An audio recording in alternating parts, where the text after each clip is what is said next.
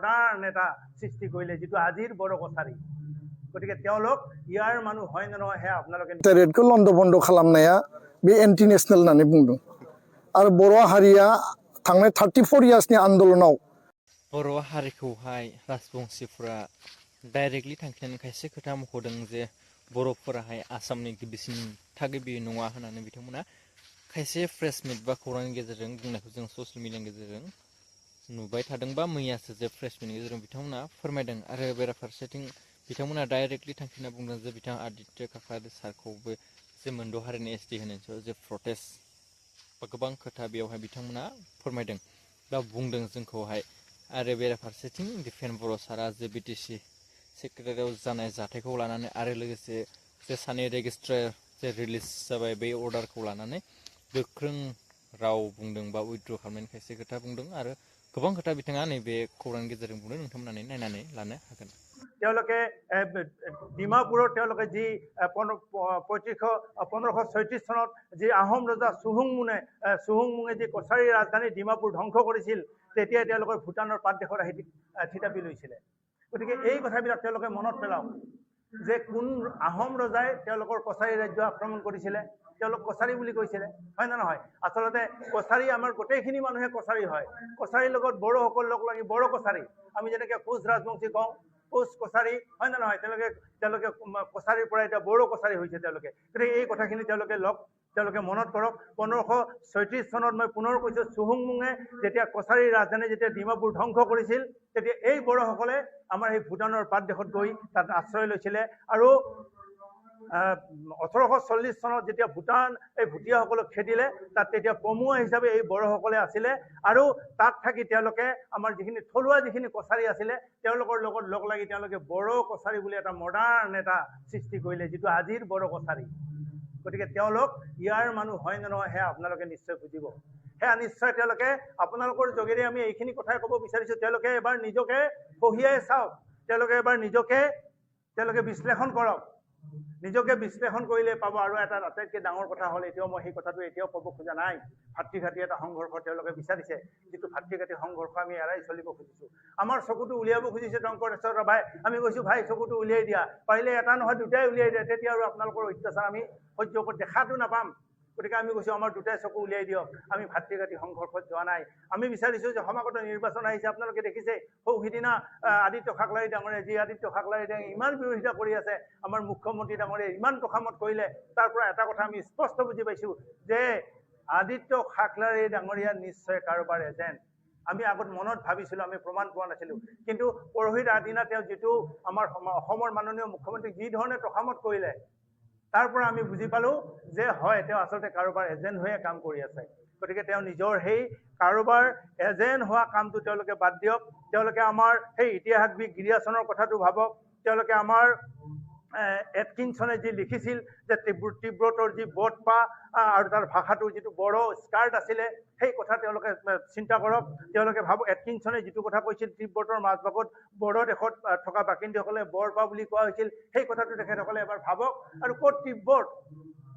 ক'ত তেওঁলোকক আমাৰ 1536 চনত আহোম ৰজা চুহুংমুঙে তেওঁলোকক ৰাজধানী ধ্বংস কৰিছিলে আৰু তেওঁলোকে ভূটানৰ পাদদেশত আহি পেলাই থাকি পেলাই এতিয়া তেওঁলোকে কৈছে তেওঁলোকে বোলে চন অফ দ্য চইল গতিকে এই কথাবিলাক মই আপোনালোকক জৰিয়তে তেওঁলোকক আদিত্য খাকলাৰী ডাঙৰীয়া এণ্ড কোম্পানীক মই আজি স্পষ্ট ভাষাত কৈছোঁ তেওঁলোকে আমাক বিৰোধিতা কৰাৰ পৰা তেওঁলোকে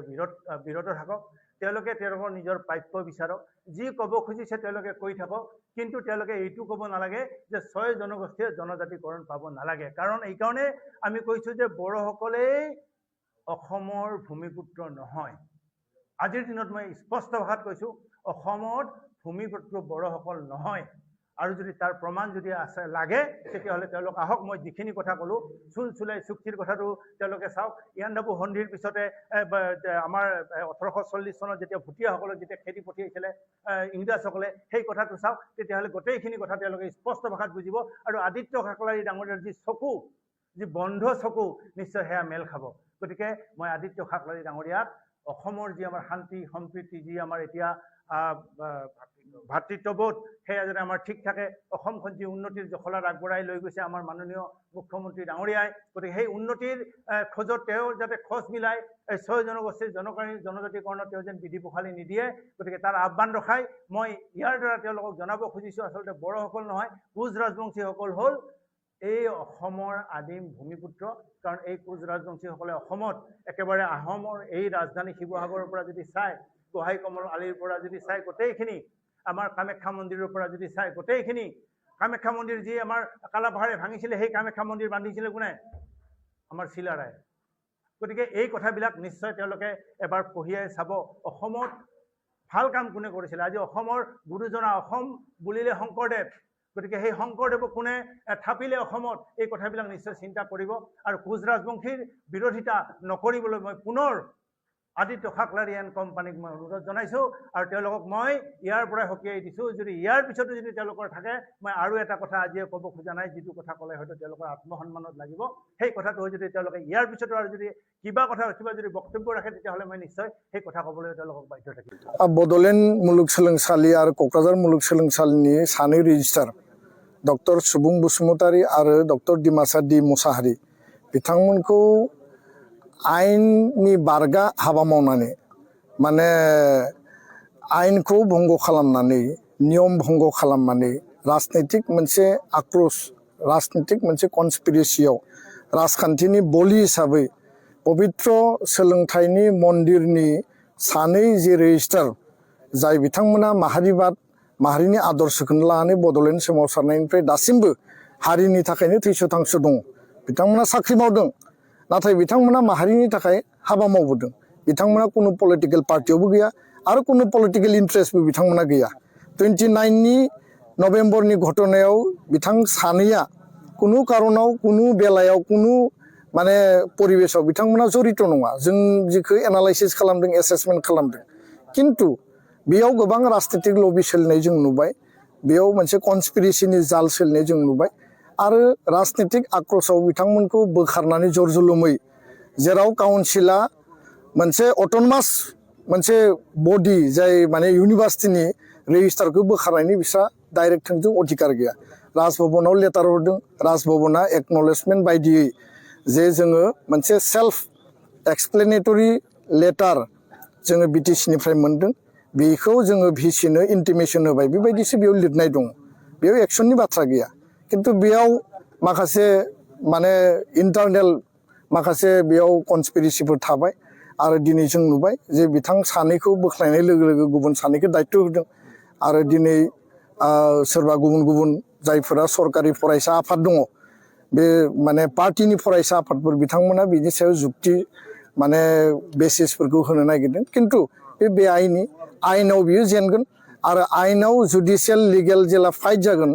अट'मेटिकेलि बिथांमोना जेखौ आयेन भंग खालामनानै मावदों बेयाव जेनगोन। आरो जों खावलायो हाग्रामा महिलारि बिथांखौ, जे बिथांनो रायजो राजाया मेन्डेट होबाय, बिटिसिखौ मोजाङै सालायनांगौ, रायजो राजानि जौगानायनि कमिटमेन्ट खोथा बाथ्राफोरखौ जिखौ बिसायख'थियाव बिथांमोना बुंदोंमोन बेखौ लानानै गोख्रोङै मोजाङै मावफुंनांगौ। आरो बेखौ बाद होनानै जुदि सोरबा माने रेजिस्टारनि सायाव, सोरबा बेक्तिनि सायाव, जाय मानसिफोरा जोंनिनो माने फोरोंगिरि, जोंनिनो बिदा, आरो बिथांमोना क'क्राझाराव थानानै बर' हारिनि उथुमायाव थानानै बिथांमोना माहारि दानायनि थाखाय बड'फानि सोमावसारनायनि समनिफ्रायनो दिनैसिमबो जाथिनि थाखाय दङ। बेबायदि मानसिनि सायाव जुदि राजनैतिक आक्रोश देखायोबा, आरो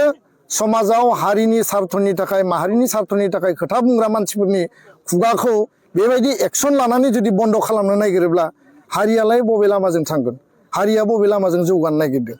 दा बेखौ जोङो नुनानै सोमोनांदों। फारसेथिं जौ जुवा, माने पिकनिकआवबो जुवा, जौनि आड्डा, बहाबा नोङो मेला फुजायावबो माने जुवा आरो जौनि आड्डा, बेफोर थासारिखौ बुङोब्ला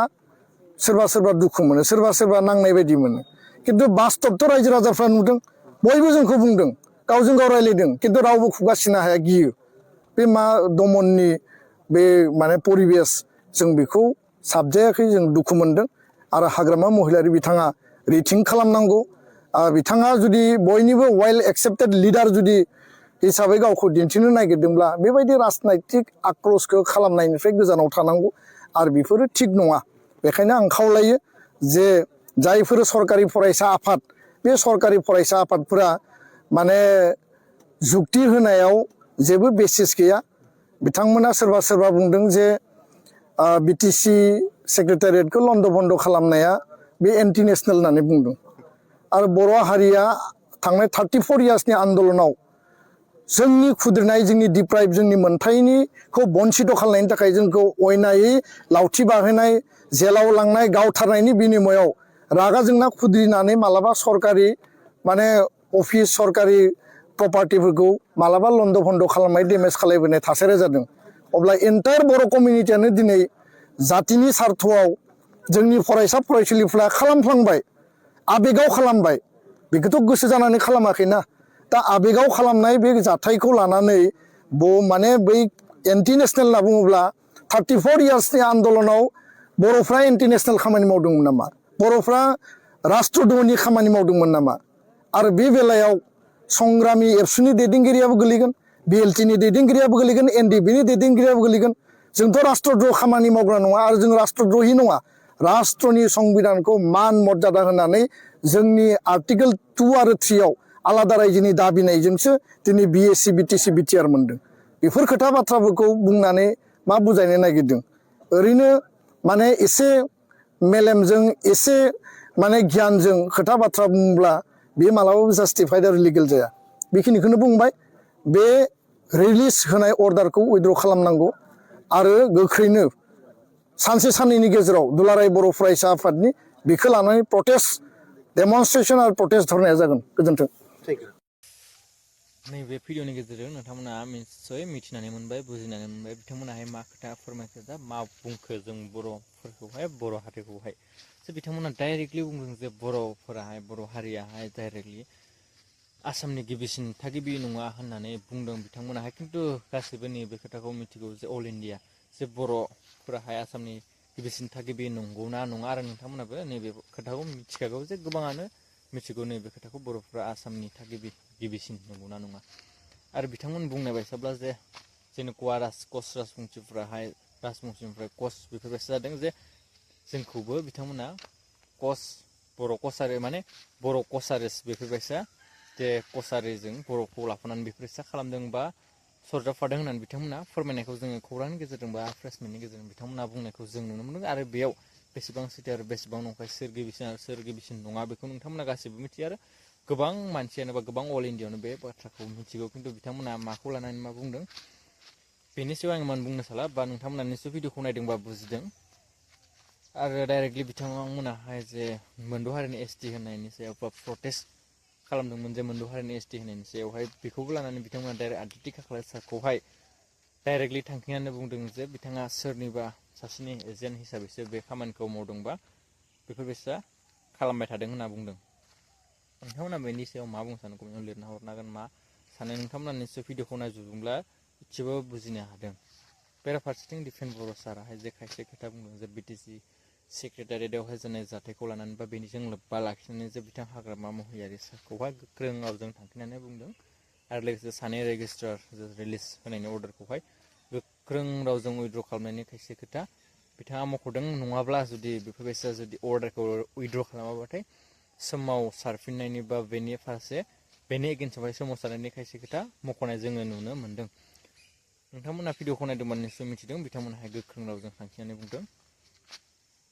नोंथांमोना बेनि सायाव मा बुंनो सानो कमेन्टआव लिरना हरनो हागोन। चेनेलाव खुलुमब्ला अननानै साबसक्राइब खालामनानै ला जाहाथे नोंथांमोना बे चेनेलनि गेजेरजों गोदान गोदान आपडेट मोननो हायो। लाइक खालामना शेयार खालामनो